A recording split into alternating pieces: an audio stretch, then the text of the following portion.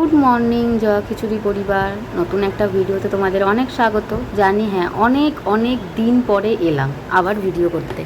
আমি তো তোমাদের বলেছি ভিডিও করার মানে এনার্জিটাই আমার চলে গেছে। তো যাই হোক, আজকে আর সেই একই কথা ঘ্যান ঘ্যানাবো না। আজকে একটা সুন্দর দিন, চায়ের দোকানে বসে চা খেলাম, তারপর চলে গেছিলাম বাড়িতে। আজকে আমি একটুখানি চিংড়ি দিয়ে লাউ শাক বানাবো এবং প্রথমবার, এবং এইগুলো কাটা বাটাও করছি, কিন্তু আমি সবই প্রথমবার। সুতরাং আমার কিন্তু ভুল ত্রুটি হতেই পারে, শিখছি। বানিয়েছিলাম, খেতে একটু ঝাল ঝাল বেশি হয়েছিল, তো বাবার তো ভালোই লেগেছে বলল। তবে হ্যাঁ, পরের বার এত ঝালও আমি করব না, ভেবেছি একটু মিষ্টি মিষ্টি করব। তো চিংড়ি দিয়ে লাউ শাক করার জন্য কচি কচি দেখে লাউয়ের ডগাগুলো এবং লাউ শাকগুলোকে ছাড়িয়ে নিয়েছি। তবে আমি এটা কাটতে গিয়ে একটা ভুল বুঝতে পেরেছি, যে লাউর পাতাগুলো কিন্তু আরও মিহি মিহি করে কাটতে হতো। যেহেতু আমার প্রথমবার, তাই আমি জাস্ট কুচিয়েছি, বুঝতে পারিনি। কিন্তু আমি যখন নিজে খাচ্ছিলাম তখন মনে হলো যে আরেকটু যদি মিহি মিহি করে কুচাতাম তাহলে বোধহয় ভালো হতো, আরও ভালো লাগতো খেতে। তো যাই হোক, মানুষ তো ভুল করেই শেখে, আর এটা তো প্রথমবারের মতন অভিজ্ঞতা আমি সঞ্চয় করলাম। পরের বার অবশ্যই আমি কিন্তু এইগুলো মাথায় রাখবো। তো যাই হোক, আজকে কিন্তু একটা বিশেষ দিন। কি বিশেষ দিন বলো তো? বছরের আজকে প্রথম দিন, তো তাই জন্যে এক তো স্পেশাল খাবার। হ্যাঁ, তবে আমার অফিস আছে, অফিস আমাকে চলে যেতে হবে। তো তাই জন্য আমি সব কাটাকুটিগুলো আগেই কিন্তু করে রাখছি। এই যে দেখো, চিংড়ি দিয়ে কিন্তু লাউ শাক একদম গা মাখা মাখা, আরেকটু টানাবো, হয়েই এসছে। আর তবে আমি প্রথম ইউটিউব দেখেই করেছি, এটা কারোর থেকে জিজ্ঞেস করে করিনি। আর চিংড়িগুলো সব একা ছাড়িয়েছি।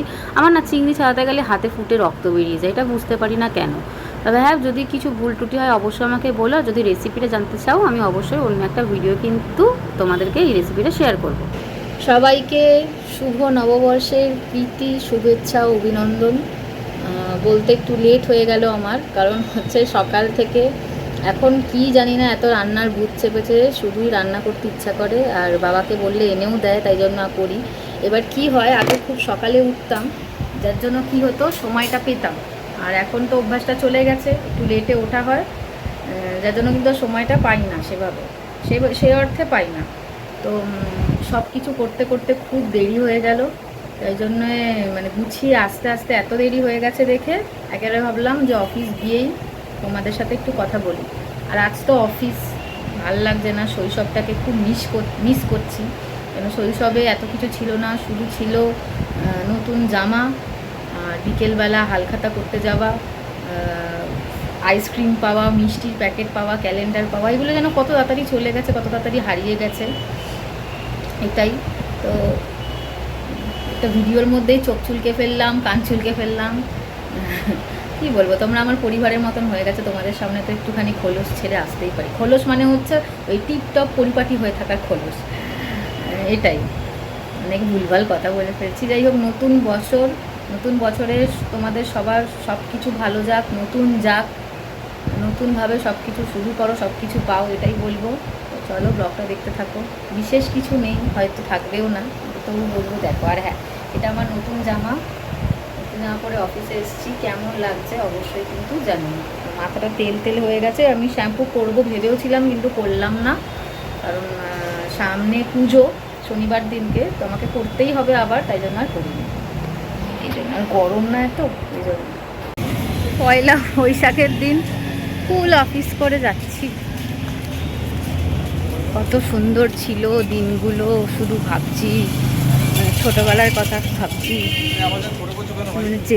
যেতাম হালখাতা করতে, এখনও ফিরে গিয়ে করা যায়। তো এই বছর হালখাতা করার নেই।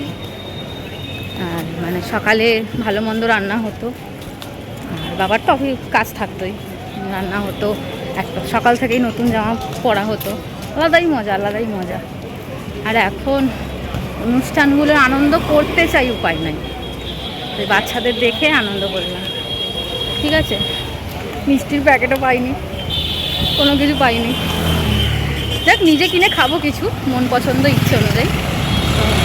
চলো, সকালে তো মন্দির যেতে পারিনি, তো ভাবছি এখন অফিস, যদিও জামা, খাওয়া দাওয়া তো ঠিক আছে, ভগবান তো জানেনি সব কিছু।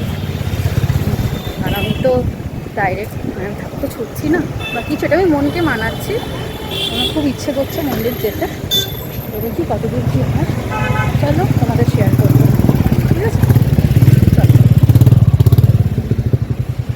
ইচ্ছে করে এদিক থেকে গেল, যাতে মানে বিরক্ত প্রকাশ করতে পারে। দেখছি আমি ভিডিও করছি এই বিষয়ে। মা যদি তার সন্তানকে নিজের কাছে চায়, তাহলে কারোর ক্ষমতা নেই মায়ের কাছে যাওয়া থেকে আটকা দিতে। বললাম না, সকাল থেকে কিন্তু আমি মন্দির যাইনি, সেই ক্ষোভটা মানে ব্যথাটা কিন্তু আমার মনের মধ্যে ছিল। তো তাই জন্য বিকেলে সুযোগ পেতেই কিন্তু মায়ের কাছে চলে গেছি। হ্যাঁ, তবে সারাদিন অফিস করেছি, জামা মানে খেয়েওছি। পুজো কমপ্লিট হলো, ভালোভাবেই হলো, ঠিক সময় এসছি। আর 5টা মিনিট দেরি হলে মন্দিরের গেট পড়ে যেত, অসুবিধা ছিল না, একটু ওয়েট করতে হতো, এটাই আর কি। আরতি শুরু হয়েছে, তো আরতিও একটুখানি দেখলাম, খুব ভালো করেই গেল। এইবার আমার ভালো লাগছে, সত্যি কথা বলতে, এইবার মনটা শান্তি পাচ্ছে আমার। এবার ইচ্ছে মতো খাওয়া দাওয়া করবো, বান্ধবীর সাথে দেখা করব, খুব ভালো লাগবে। ভাবছি হাতিবাগানের ওপর দিয়ে যাব কি না, কারণ হচ্ছে প্রচণ্ড ভিড়, সবাই আজকে হালখাতা করবে। দেখি কী করি, যেতেও পারি লোক দেখতে দেখতে। আসলে এক জায়গায় বসে কাজ করে করে না এখন আর ভয় কেমন একটা লাগে না। যাবো, চলো তোমাদের সাথে শেয়ার করি। চারিদিকে দেখেছো কি সুন্দর উৎসবের আমেজ, লাইট লোকজন রাস্তায় নেমে পড়েছে। প্রত্যেকটা বাচ্চা কিন্তু সুন্দর সুতির ছাপা জামা, ফ্রক পরেছে, সবাই নতুন জামা পরেছে। সবাই ঠিক নয়, কিন্তু সব কিছুই নতুন লাগছে, ভালো লাগছে। আর আমিও একটু পেট পুজো করে নিলাম, বাবা টাকা দিয়েছিল, মোমো কিনলাম, খিদেও পেয়েছিল। তবে হ্যাঁ, একটা কথা বলবো, ছোটোবেলার মতন কিন্তু আমেজটা নেই আমার। তো যাই হোক, ভালোই কেটেছে। তারপর কিন্তু চলে গেছিলাম, বান্ধবী নিয়ে গেছিলো কাকু কাকিমা মাদ্রাজা কেবিনে। এগুলো কিন্তু আমার খুব ফেভারিট। নিয়েছিলাম দই বড়া, ধোসা আর কুলফি। তবে হ্যাঁ, সব কিছুই হলো, আর সঙ্গে আমার কানেরটাও হারিয়ে গেল। কোথা থেকে আমি যে কানেরটা পরেছিলাম, কোথায় যে খুলে রাখলাম, কোথায় পড়লো আমি জানি না। এটাই একটা একটু মন খারাপ। আসলে 2-4 বার পড়েছি, বেশিবার পড়িনি, তাই জন্যে। যাই হোক, দিনটা কিন্তু খুব ভালোই কাটলো, ওই কানেরটুকু বাদ দিয়ে। ঠিক আছে, তো এই দেখো 4 জনের 4টে কুলপি, কাকু কাকিমা, বন্ধু আর বান্ধবী আর আমার জন্যে। খুবই ভালো লেগেছে, খুবই ভালো কাটলো। তোমাদের সবাইকে শুভ নববর্ষ শুভেচ্ছা।